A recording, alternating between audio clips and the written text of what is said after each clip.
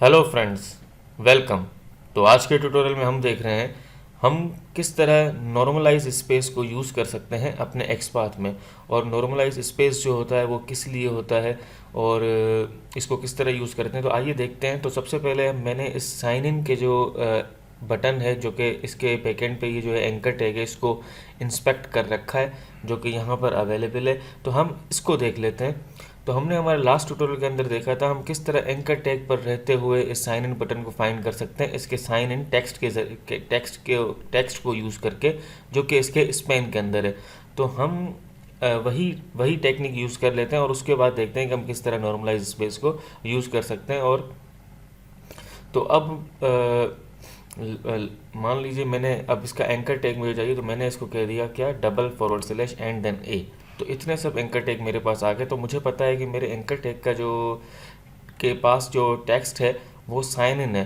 तो मैं उसको टेक्स्ट से नहीं, डॉट से यूज़ कर सकता हूँ, डॉट से फाइंड कर सकता हूँ उस एंकर टैग पर रहते हुए। तो मैंने इसको ब्रैकेट्स दे दी और उसके बाद मैंने कह दिया डॉट। ठीक है।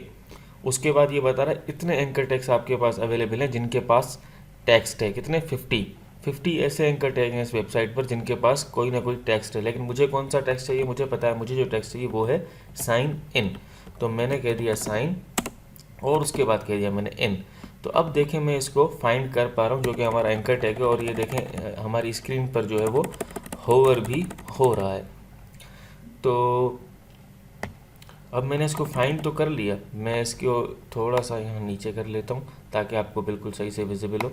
तो आप देखें कि मैंने इसको फाइंड कर लिया। लेकिन अब अगर अब इस तरह मैं फाइंड कर सकता, अब तो ये साइन इन बिल्कुल सिंपल लिखा हुआ है, इसमें कुछ भी एडिशनली नहीं है।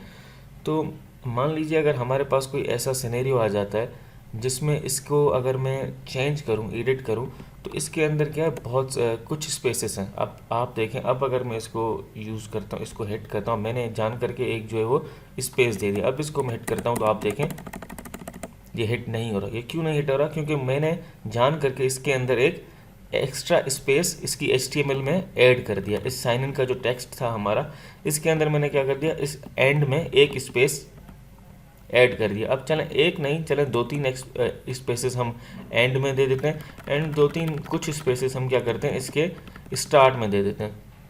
तो अब आप देख सकते हैं हमने इसके स्टार्ट में भी 3-4 स्पेसेस दे दी, 3-4 स्पेसेस हमने इसके एंड में भी दे दी। तो आप देख सकते हैं कि मैं इसको फाइंड नहीं कर पा रहा हूँ। क्यों? क्योंकि इसके स्टार्टिंग में और इसके एंड में कुछ स्पेसेस मैंने ये एक मैंने सिनेरियो बनाया है नॉर्मलाइज स्पेस को समझाने के लिए। ठीक है ना।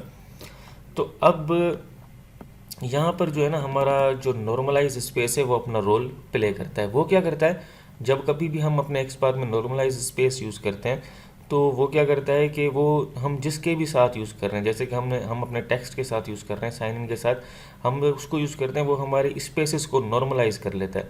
इससे मुराद ये है कि हमारी स्टार्टिंग, हमारे हमने जो भी टेक्स्ट इसके अंदर दिया होगा उसके स्टार्टिंग और एंडिंग जितनी भी वाइड स्पेसेस होंगी वो उन्हें क्या कर देता है, रिमूव करके या फिर इग्नोर करके, आप यूँ समझ लें, इग्नोर करके सिर्फ एक्चुअल टेक्स्ट को देखते हुए आपके उस एलिमेंट को क्या कर देता है, फाइंड करता है। तो आइए, ये तो है इसकी वर्किंग की, ये इस तरह वर्क करता है। अब आप हम प्रैक्टिकली देख लेते हैं कि इसको किस तरह यूज़ करना है। आपने क्या करना है, सिंपली यहाँ पे लिख देना है नॉर्मलाइज। ठीक है। और आपने यहाँ पे जो है वो नॉर्मलाइज लिखा। ठीक है। नॉर्मलाइज के बाद आप क्या देंगे, आप देंगे डैश। ठीक है। आपने डैश की साइन दी, नॉर्मलाइज, और उसके बाद लिख दिया आपने स्पेस। हम नॉर्मलाइज स्पेस लिखेंगे, उसके बाद इसके इसके पास हम क्या देंगे, हम देंगे पैरेंथेसिस। और ये जो हमारा डॉट है ये पैरेंथेसिस के अंदर होना चाहिए।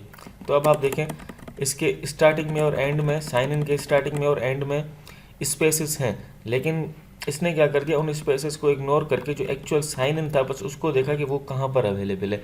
तो वो इसी जगह पे साइन इन अवेलेबल है हमारी पूरी HTML में। तो इसने क्या कर दिया, इसको फाइंड कर दिया। हालांकि इसकी HTML में अभी भी आप देखें तो स्टार्टिंग में और एंडिंग में वाइट स्पेसेस अवेलेबल हैं, लेकिन इसने क्या कर दिया, नॉर्मलाइज स्पेस की हेल्प से हमने क्या कर दिया कि उसके इसको इस हमारे इस एक्सपर्ट को हमने कहा कि भाई तुम जो है वो स्टार्टिंग और एंडिंग जितनी भी वाइट स्पेस हैं उनको इग्नोर करके ये एक्चुअल टेक्स्ट को फाइंड करो, ये किस जगह पर है। और इसने फाइंड कर लिया कि ये इस एंकर टैग के अंदर, एंकर टैग के पास है ये। ठीक है। तो इस तरह हम क्या कर सकते हैं, नॉर्मलाइज स्पेस को यूज़ कर सकते हैं, और इस तरह के सिनेरियोज जब हमारे पास आए तो हम नॉर्मलाइज स्पेस को यूज़ करते हुए अपनी टास्क को अचीव कर सकते हैं। तो आज के लिए इतना ही, फिर नेक्स्ट ट्यूटोरियल में मिलते हैं किसी नेक्स्ट टॉपिक के साथ। Thank you.